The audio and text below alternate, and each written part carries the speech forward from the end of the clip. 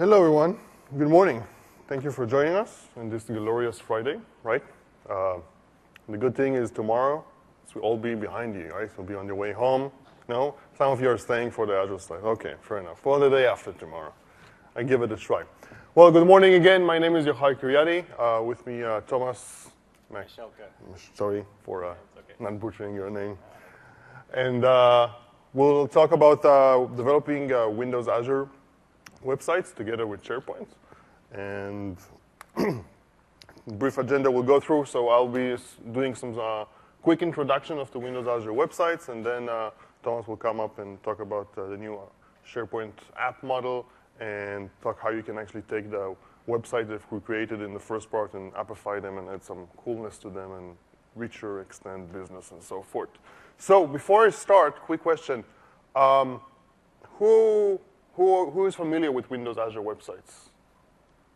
Only few. Who has like websites on Windows Azure websites? Okay, so only few of you. So I'll actually go through and do a proper introduction and explain and see where we're at. So the story begins when we try to explain what is Windows Azure websites, and you've seen it in the keynote, and you've seen it in the day 2, you've seen it. Scott presented it. Scott Henselman, as well as Scott Guthrie, presented the Windows Azure websites. Even it was behind the scene, everything, all the front end was Windows Azure websites. I don't know if you remember, but the demo on mobile services that Josh presented is also running basically on the same infrastructure. So it's all being powered up by this Windows Azure websites. And we went to try to, if I want to try to explain Windows Azure website, I'm actually going to take you a little bit back into history. So back, if you think about it, hosting a website has been around for like quite a while, right? It's probably around 15, maybe even 20 years that we have been hosting websites. And if you look 20 years ago or 15 years ago, probably something like that. This is actually maybe more recent. This is maybe a little bit oldie. I couldn't find anything older than that on the web. But in fact, I actually remember going into places like this because somewhere in 98, 99, I was part of a startup. And when it was time for us to actually deploy our websites into production, we had to carry our servers with us, go through this dark office, put it on a shelf, semi-shelf, semi-rack, and connect. We brought everything. We bought the KVM, we bought the power, we bought the backup tape, keyboard, monitors. We had to build everything in this. And the only thing, the facility that the hoster gave us was basically just an Ethernet cable with enough bandwidth for it. And that was it. And we had to do everything there, right? We deploy, we install, we maintain. We had a guy coming into this place to change the cassettes every now and then. If something went wrong, we have to call and hope that someone's going to pick up the phone to actually reset, go ahead and reset buttons. So it was quite an experience back then. Well, things have evolved and changed, and hosting facilities look something like that, and probably even fancier and nicer and so forth, and everything is automated and virtualized, and we got a bunch of stacks, and everything is like super cool, amazingly. So a lot has been changed in the last 15, 20 years. We have amazing tools, we have powerful languages, everything is super productive. You got amazing community, open source, you got a bunch of libraries. If you want to create a website today, it's just basically like copy, paste, and mishmash everything, and everything works for you. But fundamentally, if you think about it, to host a website, you need a server. The server is listed on port 80. It comes HTTP request, and voila, there is a response, and everybody happy. So while a lot of things has changed since then, the basic fundamentals remain the same. However, in the last couple of years, we do see a different trend coming on. And this trend basically presents a way to even further more robust the way that we host services, right? If I go to, let's say, Amazon or Rackspace, I don't need to carry my own server, but I do need to go ahead and manage the server and maintain the server and do a bunch of stuff on it. However, if you go to, and the same thing basically with Windows Azure IaaS, the latest one of the latest improvement into or functionality that we have produced in the Windows Azure.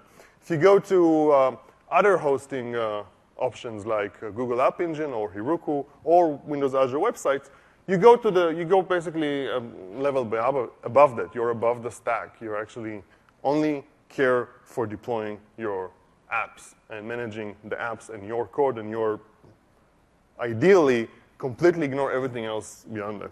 So when we go ahead and we were thinking about creating Windows Azure website, our intention was to create the best way to host a website, a front end, a web workload in a completely independent environment that could scale easily. Everything should be very seamlessly. It's easy to start, easy to deploy, easy to config, easy to scale it up. It's robust. It's with super high SLA. Enterprise guys can go at it, can jump on board it very safely. ISVs, hobbies, academia, whatever you want. So it's all there for you. So I already used about 6 minutes of my time. So let's basically go ahead. It's easier to explain what website looks like in the demo rather than the slide, but this slide has a couple of demos in it, so just start. So the first thing we wanted to do with Windows Azure website is to make it that simple to start, right? You go in, you click a couple of buttons, and that's it. Everything works for you. Everything works for you, and the best way to do it is just go into a demo. And here is the demo. So I've already logged into the portal. I got a few websites. This whole thing shouldn't be new to you. I guess you've seen it in quite few demos. I go to compute. I go to website. I could do quick create. I can go ahead and create like Windows Azure websites and SharePoint 1, let's say. I can create it in many different data centers. I can pick from any number of subscription, and I can go ahead and create my website. And our idea was to do it like really simple, and that's it. You've created the website, and if you guys actually want to double check it, you can go ahead and click it. And that's it. The website is there and running. So the website is in production right now. There's nothing in it. It's quite empty. We'll change it in a second, but that's it. The website is there. It's running. Everybody happy. So this works. I'm going to send some more traffic so we can actually see some data coming through. I can dive in to see some stuff. I'm actually going to go here because there's a little small minor. Oh, actually fixed. Great. So I can go into the dashboard, and you can see this is the dashboard for my site that I just created. Data about usage will show up in a second. But in the dashboard, you got some high-level ideas of how much resource have you been using. Depends on your hosting options, which we will cover. There are some restrictions because we are basically the free options, as well as some of the shared options are in a shared hosting environment. So you're running with other tenants. We'll cover that later. So we have to put some restriction in terms of how much resource you can use. Over here on the side, you can see we got some links. You can actually view your connection string. There's nothing in yet. You can download publishing profile. We'll touch upon this later. You can do stuff like TFS and Git for source control and deployment and so forth. You can FTP and yada, yada. So we've got a bunch of stuff. Let me go for the config for a second. You can choose your framework. We support .NET, PHP. We support some other stack. We'll see it in a second. Let me light up some stuff like I want to do diagnostics, so we'll be able to look at it later. App setting, we'll see a demo. Use the connection scene. You can choose your default document. Anything you would expect from a regular web app. And if you want to bring your own stack, like Python or a different PHP, basically you can map your own handler. So it's kind of a generic way to host whatever you want. Any kind of fast CGI will actually be there. I made some changes to the config. I'm going to save that. And basically, that's it, done. Okay, let's touch it a few more times. Okay, so it's easy to start. As you can see, it's free. If you have a Windows Azure subscription, basically the changes that we have made for build is to make it completely free. You can have up to 10 websites in any region. So if we support 5 regions right now, so you can have like 50 free websites with the resource limitation that you have. But with that, you can do basically everything you want from development, testing, and so forth. And if you need to go into production, then we can talk about other options. So next thing we want to do about Windows Azure website is to be creative. So yeah, it's simple to start. You get it. You're there. You don't need to take any care of anything except your code. And we are bringing a lot of options for developers. Obviously, everything with ASP.NET, MVC3, 4 web pages, all the goodies. EF 4.5 is there. Everything works beautifully. But we also acknowledge that there are other web loads and workloads out there. So This is an open stack pretty much, and you can run PHP. You can configure your own PHP if you want to, but you can use the one that we provide. You can run Node.js. You probably have seen, but the mobile services utilize Node. Very good and compact hosting options. You can use Python, and we are working obviously on other very important stacks. You can use SQL Azure, you can use SQL IaaS. We've added MySQL support as well. There is provided by a third party called ClearDB, but you can create this. We can see it later. You got gallery apps. For a quick second, I can actually show you. If I go to, you can create mobile. I can create from gallery. We support a bunch of gallery apps, and those gallery apps are those gallery apps are a subset of the whatever you get with Web Metrics Gallery, which is the Microsoft Web App Gallery. But one of the things we support, as you can see, you can support some of the stuff like PHP and PHP BB and WordPress, which requires MySQL. Everything works. I'm not going to create it now, but trust me, it's there. Okay, so with that, what I want to show actually is if we be here, I want to go into Web Metrics. So what I want to do is let's try to go create a website. I'll do it quickly through Bakery, just as a quick demo. I'll click the next. Basically, with Web Metrics is a great tool. You can develop .NET, you can develop PHP, Node.js, Python, whatever you want in it. It's extendable. It's great. It's great technology. And that's it. So this is a quick sample. I can run it locally. And here it is running locally on my machine. Here is the site. You can go in, drill, pretty much works. What you would expect from a very basic and simple tutorial. So next step is basically I want to go in and what I want to do with this is basically I want to go ahead and let's say deploy this. So I can actually go to publish. And with the publish, I can do something like importing publishing profile. So the publishing profile is basically, you can find it on the dashboard. It's a XML file. We'll see it in a second.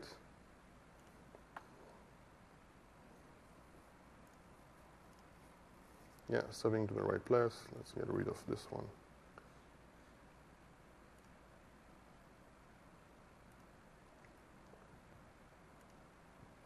So let's just show you it really quickly and the information in it.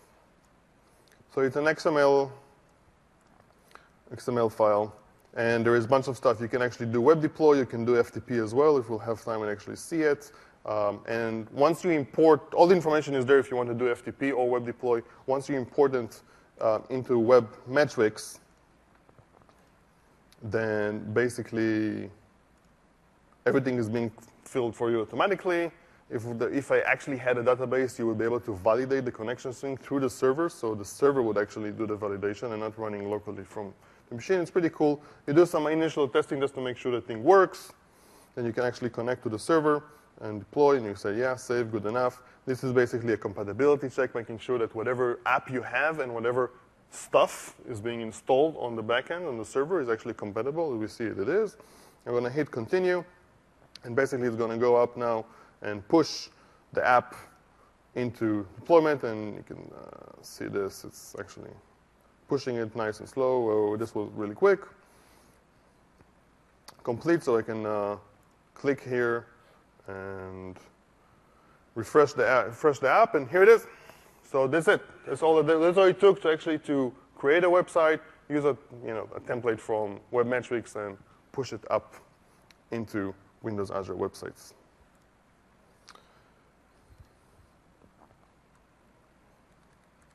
So it's easy to start. You can develop, you can test, but once you go into being serious in deploying your production site and handling scale and a bunch of other stuff that comes with production, then we also obviously support that. So there's rapid development if you want to use TFS online, if you want to use Git as source control and deployment mechanism. Those are already baked in into Windows Azure websites, allowed collaboration across group between different regions and locations. It's very, very useful, very powerful.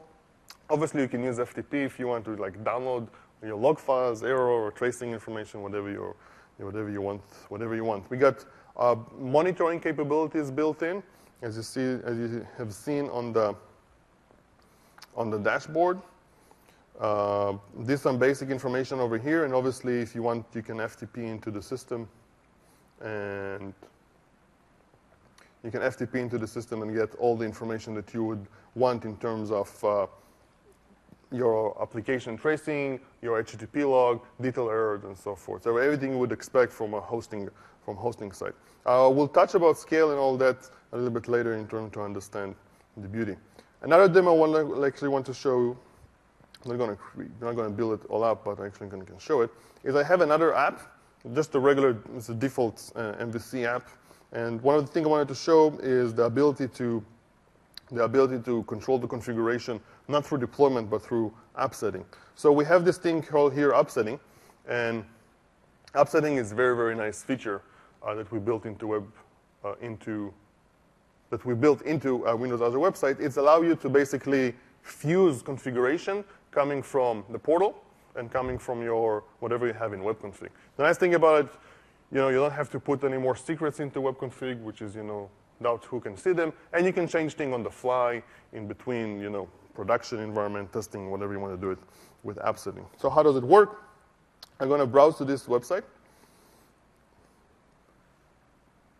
Why am I here? Oh, sorry.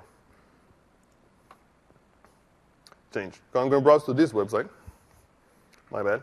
And just a very simple website. Let me show you the code for a second. So the code is actually go through every environment setting and just get the value and just print it out. So there's nothing here except that. And all those parameters basically that you're seeing right now on the screen over here, all these are coming from the config file, which is deployed by default with the application, and here's the config. So I got a bunch of stuff. I got override as well, and so forth. So what I want to show is if I go through the portal, right, app, I can actually say, hey, the key override to, let's call it this value comes from. And we can obviously add keys.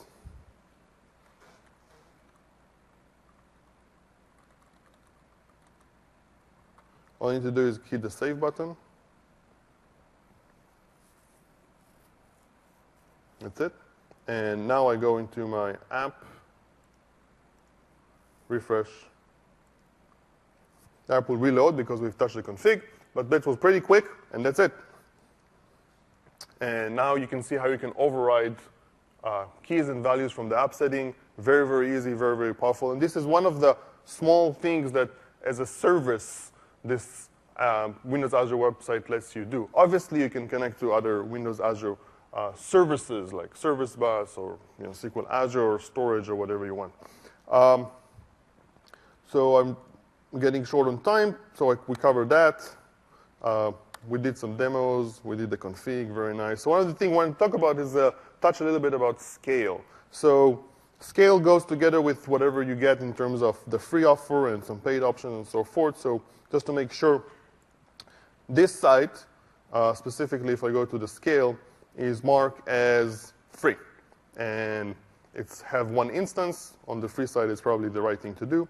And what does it mean is if I go to the dashboard for a second, you will see that there are some resource counters here, and this is usage. And this is basically saying these resources is how much you can consume. Again, you're in free. We give you some options there. As free, you can use some resources, CPU, memory, bandwidth, and so forth. If you reach any of those, your website will stop working for the duration of the specific CPU that you have.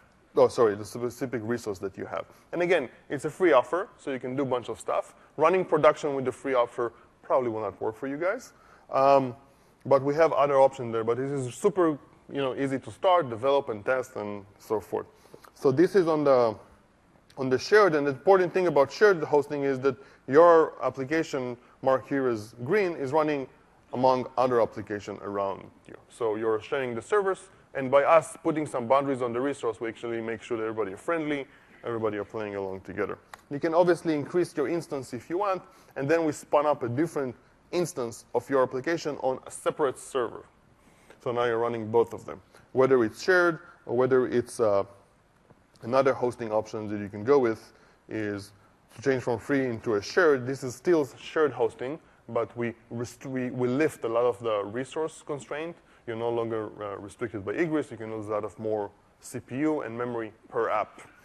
So this is great. And obviously, you can change your instance count. With the shared and reserved options, you can also change and control your custom domain of your application. So again, you're running on shared environment. You're running with other tenants around you. If you want to go to the next level, you can actually get a reserve instance. By reserve instance, we actually provide a VM for you. You cannot RDP into the VM, but we make sure that your application is the only tenant that runs on that VM. So all the VM resources are yours. So if you go to the scale tab, you can actually say, hey, I want to scale to reserve. And then you can actually say, OK, which size of VM do you have? These are exactly what Windows Azure has to offer. And I can say, hey, I want to run on 2 mediums. And everybody's going to be happy about that. I'm going to hit the save button. And that's it. So this is the app config. I'm running that, and here's the app config. I'm going to continue to refresh this for a second, and you'll see the app will take a second to load. But basically what is happening, we are migrating the app, and that's it. The app runs now on different reserves, one of the 2 VMs that I've chosen. And obviously, basically, not just one app. You can run all your app that you have within a region. And we are working on a way to actually mix and match between running shared, reserved, and so forth. So I'm right on the spot almost in terms of timing, and I think I'm pretty much done with my slides. Indeed. So small quick recap. Windows Azure, extremely easy to start with, very easy to scale, manage, deploy, do all the great things that you have, just as hosting and building a website as usual. And Thomas will come up and now show you some cool stuff, how you can extend that with SharePoint and really make it business worthy. Excellent. Thanks, Yohei. So my name is Thomas Michalka. I'm a PM on the SharePoint Developer Experience team. And we worked really closely with the Azure Websites team to make a compelling story for web developers to build extensions to SharePoint and Office. So in this release, we came up with a new app model. Everything is now an app. Any extension you're building, even the stuff that's coming out of the box like lists and libraries, we call them apps because that's the concept that users understand. We want to make it possible for developers to use the tool set that they are familiar with. We don't want to have web developers learn every niche and cranny of SharePoint in order to build an extension. So we want you to be able to build as much of the application as you want in the web stack you want to use, and then use SharePoint a la carte, basically. Use the services, use the APIs that make sense for your application to use. And we want to give a flexible lifecycle. You can build your app, deploy it internally in your Office 365 tenancy, or you can put it into a public marketplace and allow end users to install them into their own SharePoint instances or Office 365 tenancies. So those were the goals we set out to do, and I hope by the end of this talk I have persuaded at least some of you that that's actually a reality now. I also go into history a little bit just to give you a sense for where the SharePoint development model has come from and where we're moving into the future. So as late as SharePoint 2007, we had any extensions that developers would build to run on the SharePoint machines. You would literally modify the code running on the SharePoint boxes on the servers. That was a successful model. It came with its own challenges because once you wanted to upgrade your SharePoint machine, chances were that your solutions would would have problems running on the new version. So it created a lot of complexity in the upgrade process from SharePoint 2007 to 2010, or even for patching. So in 2010, we came up with a slightly more restrictive model, well, actually a lot more restrictive model, which we call the sandbox solution model. So you can put your code into a small sandbox that still runs on the SharePoint server, but it's constrained in terms of APIs, resource utilization, and all of those kinds of parameters. That was also a successful thing. You could build some powerful solutions with it, but because of the restrictions, we had calls from the development community to do better than that. And we think better than that looks like this. So rather than having code run on SharePoint using some subset of the capabilities and constraints that are implied by running with SharePoint on the same machine, SharePoint has its own usage characteristics. So even if you had if you have a powerful app running next to SharePoint, there will be competition for resources, etc. So with SharePoint 2013, we sort of made the choice to offload any server coding to another machine. That can be an IIS box, it can be Azure, it can be a LAMP stack for what that's worth. And we allow you to authenticate back to SharePoint using the OAuth 2 protocol. So you can build your extensions on any stack you want. We made a big investment in the API, so no longer are you restricted to the SharePoint Foundation API, which was available through the Sandbox solution. You can have access to all of the functional features of SharePoint now through the _ API, we call it.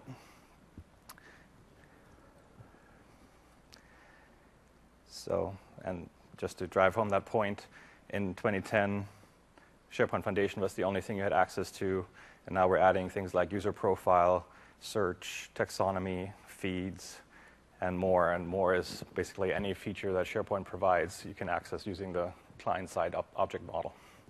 So we think that's pretty cool. The other thing we did was in 2010, we had client-side libraries for JavaScript, Silverlight, and .NET. Those continue to live on, but we added the ability to access all of those APIs with REST as well. So that unlocks any web stack that can talk HTTP to talk to SharePoint and extend it. So that was our investment on the API side. Okay, so now for the app model, stepping on lights. There are 3 hosting options we're providing. There are different requirements for different apps. We recognize that. So we came up with 3 options that make it easy to build different kinds of apps. So SharePoint hosted apps basically run on SharePoint only. There's no server code. Any API calls would come through JavaScript from the browser and access resources on SharePoint there. This is great for fairly simple apps, anything that you can use out of the box, document libraries, feeds, search. All those capabilities are available in that model, but you're building the application code with JavaScript basically in the browser. The second one is auto-hosted, and that's part 1 of the partnership with the Azure Websites team. We allow you to build a package that includes anything that you can do in the SharePoint hosted part and add a web deploy package to it, as well as a SQL Azure DAC pack. So we package all that up, you install it in SharePoint, and we deploy it across SharePoint, Azure Websites, and SQL Azure. And Maxim had a talk yesterday about that. If you want to check it out, it was talk 3023. And lastly, there's the provider-hosted model. That's the model where you have the most flexibility. You can put your app on any stack, including Azure Websites and Azure Hosted Services, or AWS and your own LAMP stack or other stack that you enjoy working on. So this gives you the flexibility to run an app as big as you want. You can actually run multiple apps for SharePoint out of the same backend if you wish. And it gives you the flexibility and scalability, but also the responsibility of hosting this application. And as Jorge was showing you earlier, the Azure Websites capabilities are certainly a good way to get started, and then you can add additional services once your app grows beyond a basic web app. So let me give you a quick tour of what SharePoint looks like in 2013 and what the app experience is for the end user, and then I'll walk you through taking the bakery app basically and turning it into an app for SharePoint.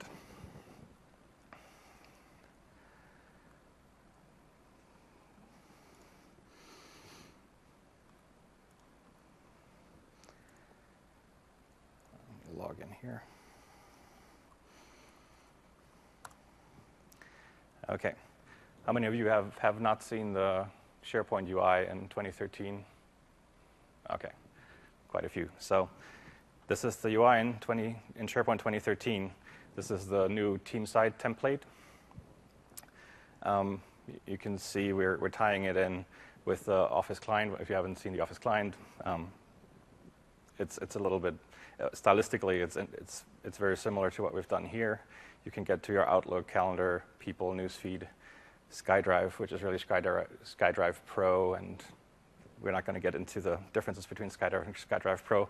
Think of it as a document library where you can store your personal documents, but it's a SharePoint feature. It's not the same as the consumer version in SkyDrive. And you can get to your sites. We've got the idea of I can't say Metro anymore, can I? Modern apps, Windows Store app feel from the tiling side of things. We have document libraries, as we did in the past. And you can do things like preview just directly from the document library here, and it's a real preview. You can scan through your document and see what it's all about before you open it. And when you do open it, it comes up in the web app first.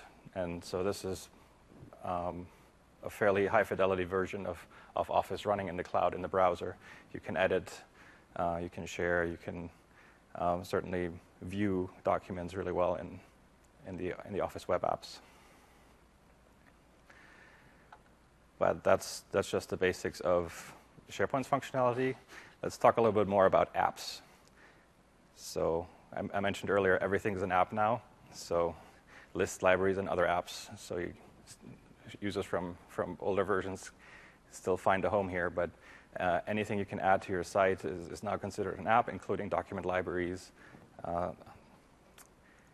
and access apps and things like that. And apps that you build as developers will show up in this list as well. So one of the apps that I built earlier is showing up here. This one's particularly deployed for the tenancy that I created for myself, but there's also a SharePoint store that's hosting apps coming from ISVs all over the world. And you have everything that you would expect from a marketplace. You can get details about apps with screenshots.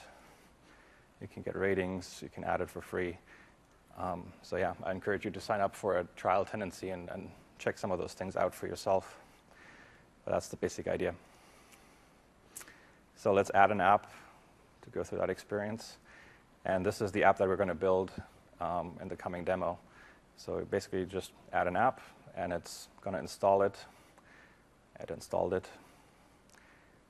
And it's going to Azure Websites to launch the Bakery app. And you can see it pulls through some of the Chrome from the SharePoint side. You can configure things like menus for settings, etc. You can navigate back to the site, and you can order a cake. It pulls in context information from my user. So the email address is coming from SharePoint right now, and we can order some cake for us.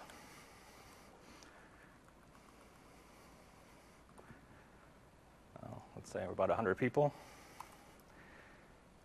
And let everybody know. Place the order. And the order is confirmed. And so one of the other features we invested in is a social feed, like an enterprise level type social feed, similar to Facebook or others, where you can post status messages, etc. And this application just posted to my feed saying that, hey, everybody should join us for some carrot cake in this room. You can like it. You see the picture. And you also see that it's coming from the app. So that's one way that your app would be discoverable in SharePoint 2013. So yeah, that's basically the functionality of the app. I added a couple of other hooks. So SharePoint will show apps that have been installed recently in the navigation bar, so that's one way you can discover an app. But we can also do things like adding your launch point to a right-click menu or a flyout menu. Launch it from here. And you can also add launch points to the ribbon, like this. And so all of these are ways that you can bring your app in front of the users and get them more easily to use them in context as they are working on getting a task done. And celebrating is a task, so hey. Cool. So that's the app as it will look when we're done building it.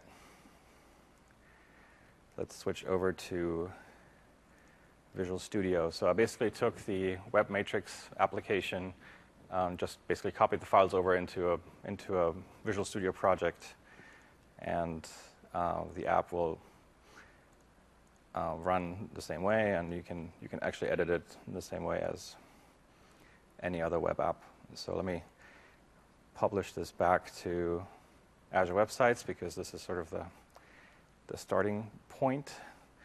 And let's look at the other project in the solution. So whenever you build a auto-hosted or provider-hosted app, and you start from scratch, you will have at least two projects in your solution. One is the SharePoint app itself, which contains the manifest and sort of it pulls together all the other components that need to be part of the application and get deployed with it. And you will have a web app that can be any web app that Visual Studio supports or your tooling supports. And in this case, it's a web pages project, but it can be MVC, ASP.NET, anything that you can build in Visual Studio. Yeah, and so to get back to the SharePoint app, the manifest is sort of where the core of the application is defined. It gives you the starting location, and we should change this to the bakery site.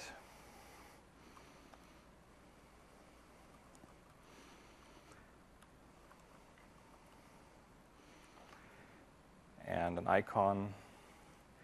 Every app has to have an icon just to be cool and different.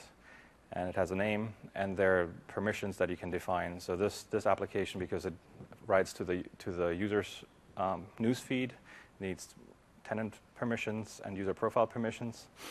You can define prerequisites that have to be present in SharePoint in order for the app to run. And Marketplace will be smart enough to filter out apps that can't run on your environment as it is, so you won't see issues like, hey, I bought this app and I couldn't install it because I don't have whatever project services activated. You can support different locales, and you can configure remote endpoints, and that's not really an issue for this type of app, but that's where you would do that. So this will be good enough. This is the world's most simple SharePoint app. It has a link. And if we deploy this with F5, it'll launch the website.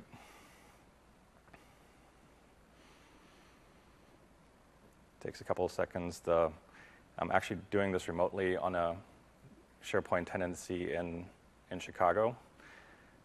You'll get the trust dialog, and this is similar to what you would see with Facebook.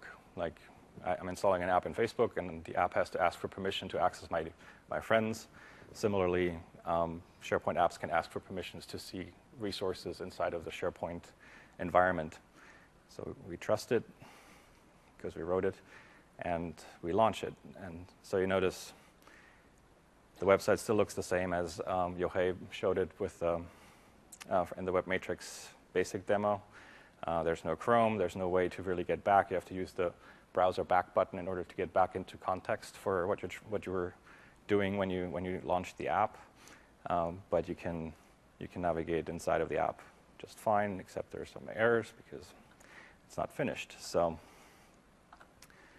let's close this here, and yeah, so let's solve some of the additional discoverability issues that you might have with seeing the app. If you remember before, if you installed the app, it will show up in the recent section, but that will go away as the app, the site evolves over time. The only place to really launch the app from with this configuration is from the site contents page. So every user has to know that the app is there. You have to go to the site contents page and launch it from there if you want to do something with it. So let's make it a little bit easier for the user to find and use your app by adding contextual launch points. And the way we support this is by adding a new item we call a menu custom action. So let's call this celebrate.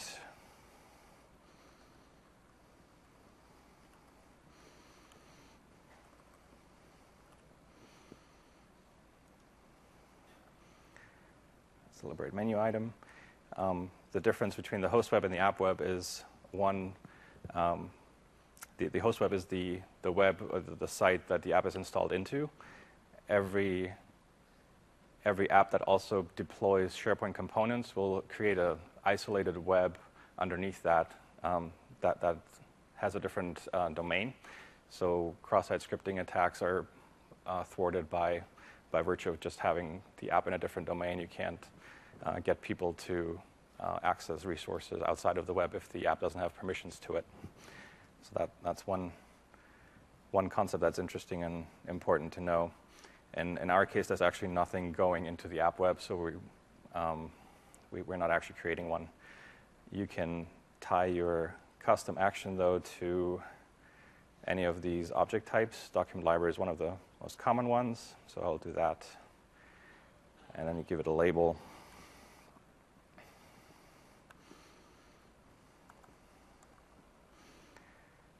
And again, we're navigating to our site. I'll just leave it at that. Oh, I guess I can't leave it at that.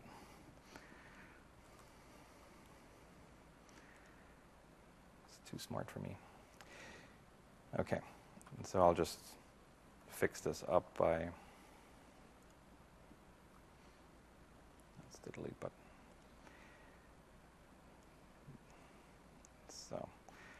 And so I have the full URL down here now.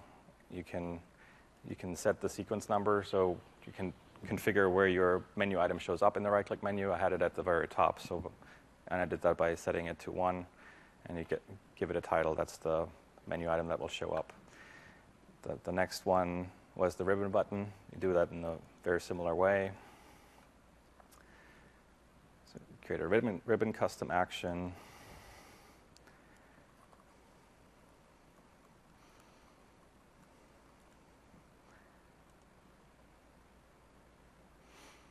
And again, we're going to select document library because we know that exists. And you can choose in what section of the ribbon it should show up. Let's just do it in new. And again, we celebrate.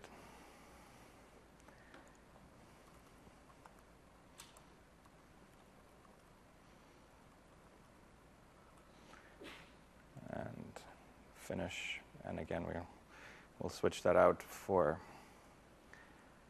a prepared one.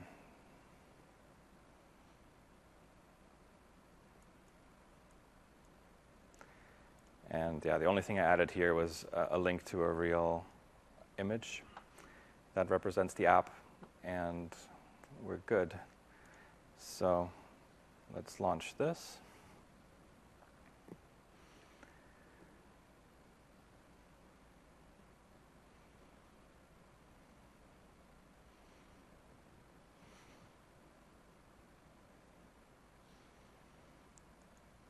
Trusted. And go back. We still have to do the back button, and we'll fix that in a second. But let's go to the document library and see if our menu items showed up. So now we have Celebrate with Cake, which is nice. And we have our Celebrate button. So 2 ways in which users can discover that there is an app that does something interesting for them where they are in their workflow. So the next level of discoverability and usefulness that an app can add is actually showing a view of the app inside of SharePoint, and we call these app parts. If you're familiar with SharePoint, web parts is one of the concepts, and app parts are sort of a specialized web part that you can define as part of your app that actually gets deployed into the host web and make the app visible to its users. And so we'll create a very simple app part, and for that we'll just create a page inside of the website. Let's make a copy of default.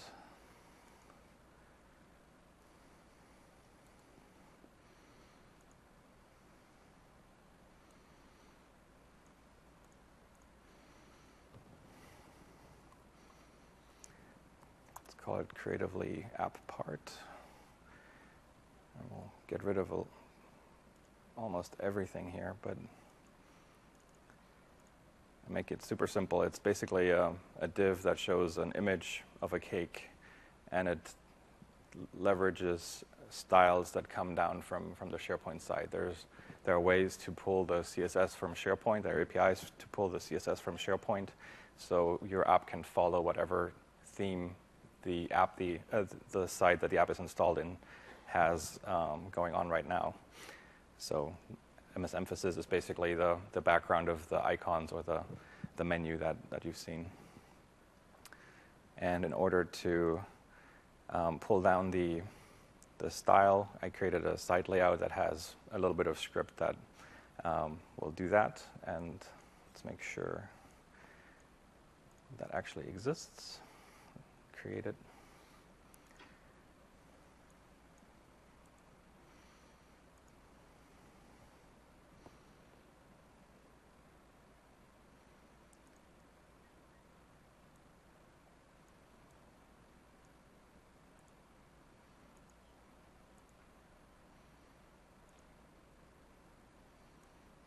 Down here.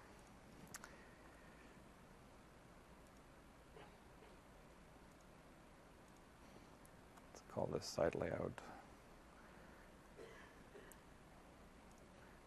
So, I mean, we're editing the web app, but we're not doing anything foreign to what we would do otherwise, creating views for different form factors. This is just another device or another rendering environment for which we create another view. So we have a mobile one already, and so app part is just another one that might be interesting to build. Let's get rid of all our code and bring in the layout. It's very simple. The only special thing here is a little JavaScript function that will pull down the style from SharePoint, and to do that it leverages a variable that comes down in the query string when SharePoint launches the app, and there's a well-known path for the default CSS, and that's all it's doing here. It's adding a link to a style sheet for the default CSS to the page, and then it renders the body, and the render body we saw earlier is just showing the picture.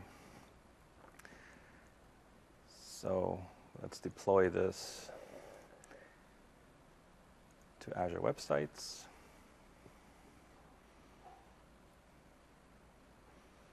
It'll take a few seconds, and this is basically using the same mechanism that Yochai showed earlier. It's doing web deploy from within Visual Studio to the website.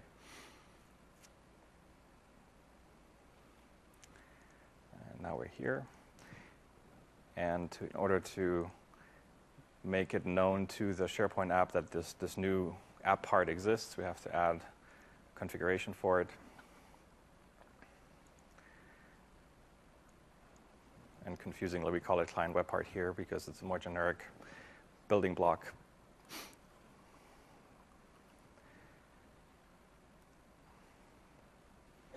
And again, we select the URL we want this to launch, but this time it's not the default page, it's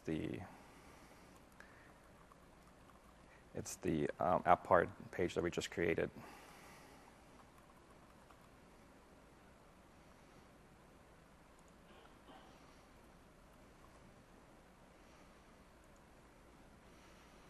And there are a couple of other properties we want to set here. So let me replace this again with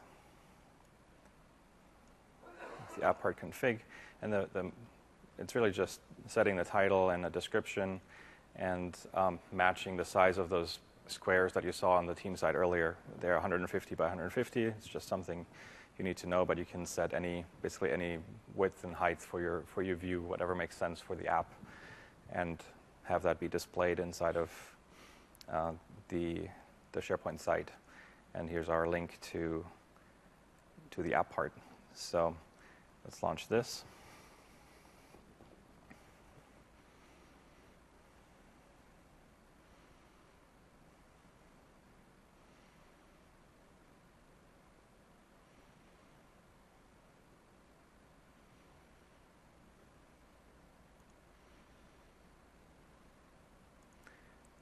Back here and go to the home page. And so the way you would add one of those app parts to your page is simply by inserting an app part, and it's a similar experience to web parts, and anybody who's been customizing pages inside of SharePoint would find this pattern at least familiar. You select the app part that shows up in that list, and it will render from Azure websites, picking up the theme of the site. And from here on out, anybody coming to the team site, maybe it's your morale planning site, can easily find and launch your app. Okay, but the app still doesn't look anything like SharePoint, and there's no navigation, so let's fix that at last. And to do that, we go back to the website, and we're going to do a similar thing. We're building a link to a control that's provided by SharePoint. We call it the Chrome control for short. It's in a well-known location, and there are a number of samples that just explain how this works. But basically, you get the SP host URL from your request from SharePoint to your site. You build a URL for the control, and it'll pull it down. Then we configure the control like so. And you can set things like a help page, the icon, a title, and settings. This is the menu with the gearbox. So you can add settings menus or support link here. And we're basically replacing. Let's move this up to make sure it shows up correctly. We're basically going to get rid of the header of the original site because the Chrome control fills that functionality gap. Make it look nice. There we go. So that's the Chrome part, and for time's sake, I'm going to move on to the next thing we want to change. We wanted to add, first of all, getting the current email address or the email address for the current user and show that in the form. And we wanted to post to the newsfeed. So I'm going to add those two features before I deploy for the next time. So there are a couple of things we need to do. One is we need to set up enough context for the website to call back into SharePoint. And I mentioned earlier we're using OAuth 2 as the protocol for that. So the OAuth dance starts with the context token that SharePoint sends to the app. So I'm going to add that here. Oops. Actually, I'm going to add it here. And all that's happening here is if there's no context at all, if there's no SharePoint URL, assume that this is an internet customer and redirect to the public site. And down here, if there is SharePoint context, pull the token from the request. And there's APIs that we provide as sort of default code snippets that come with templates for SharePoint apps. They're pretty easy to use. We cache it so you can reuse the token across multiple page views inside of your site. And if the token that we have currently is expired, we can redirect back to Office 365 to get the user re-authenticated and get a new context token and move on from there. So that's all we have to do on this page to get context. And all the other changes we want to make are on the orders page. So let's do that here. Yeah, on every page you need the ability to pick up the context token in order to call back to SharePoint. And in this case, what we want to do on the orders page is retrieve the email address. So we get the context, get an access token from Access Control Services. Azure Active Directory is another partner we worked with closely. So for Office 365, we call in there. Then the next section is the first time you actually write SharePoint-specific C# code, and we're using the client object model, the .NET client object model here. So first we create a client context, which is the context of the website we're trying to access resources from. And then we call a query to get the current user property on that site, and finally get the email from the result. So the pattern for the client object model is always to basically set up a client context, create a query, sort of recorded as like in old days where you recorded macros, and execute it as a batch on SharePoint and get the result and deal with it. So that's what we're doing here. Further down the line in the form, I already put the user email that's now populated by the code we just added, and so that will show up. And the other thing we want to do is post to the feed. So let's add that here too.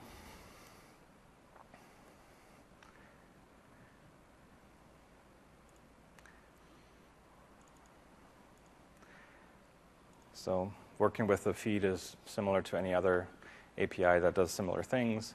You set up the content of the post.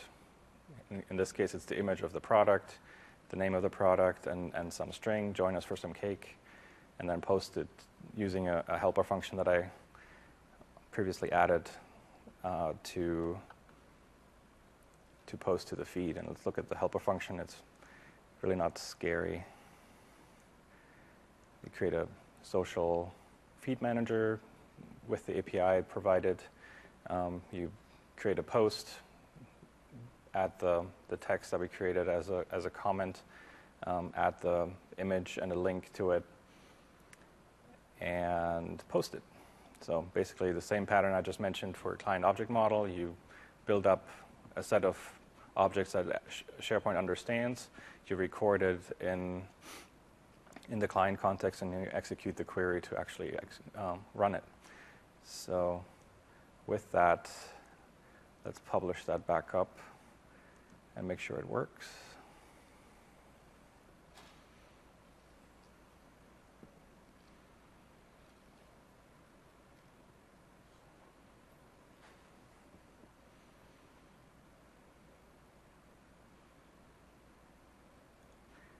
Takes a few seconds.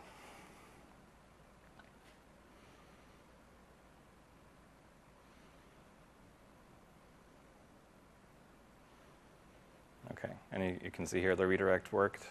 So because it just launched the page after deploying the site on its own, it redirected to the public page, which still looks the same as before. And once I deploy the SharePoint app,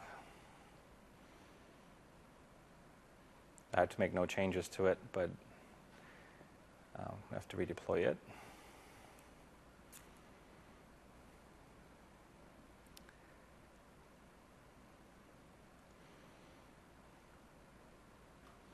We get the Chrome.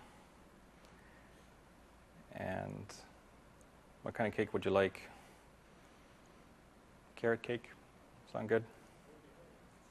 Which one?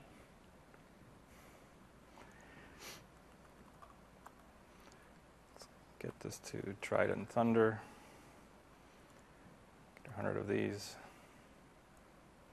Oh, interesting. Yeah, I think there's a small problem here. Yeah. Thanks for that.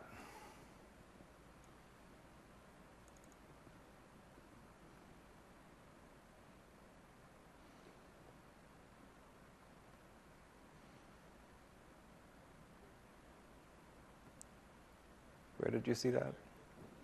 Was it on the default page?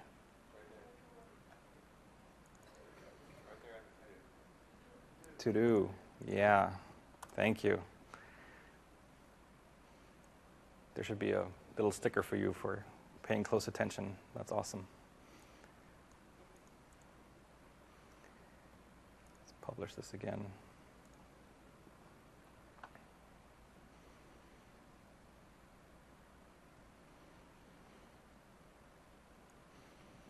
And you notice Web Deploy is smart enough to just push back up the files that actually have changed. It didn't push everything. And let's relaunch this.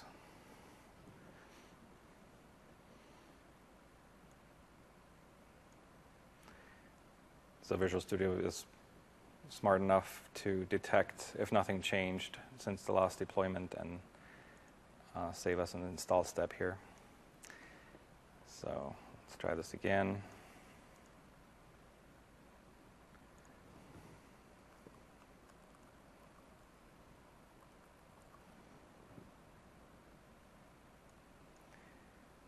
Let my colleagues know, place the order. And success. So let's make sure that actually worked. There we go. Got our carrot cake coming. It's beautiful. All right. So that's this demo portion I have to wrap up. Let me switch back to slides. So to summarize, Azure Websites gives you an easy way to deploy, scale, and extend your apps. Provider-hosted apps for SharePoint give you a way to reach millions of users that are customers of Office 365 or on-premises as well. You can build those apps and work on premises in much the same way. You can use your favorite web stack. You're no longer required to become a SharePoint expert in order to build an app. The simplest app is a URL. And you can use SharePoint services a la carte now. So build on the stack that makes you happy and productive, and we hope it's our stack. Thank you for your attention. And there's some more resources and related sessions that you can check out. But yeah, I'll open it up for questions now.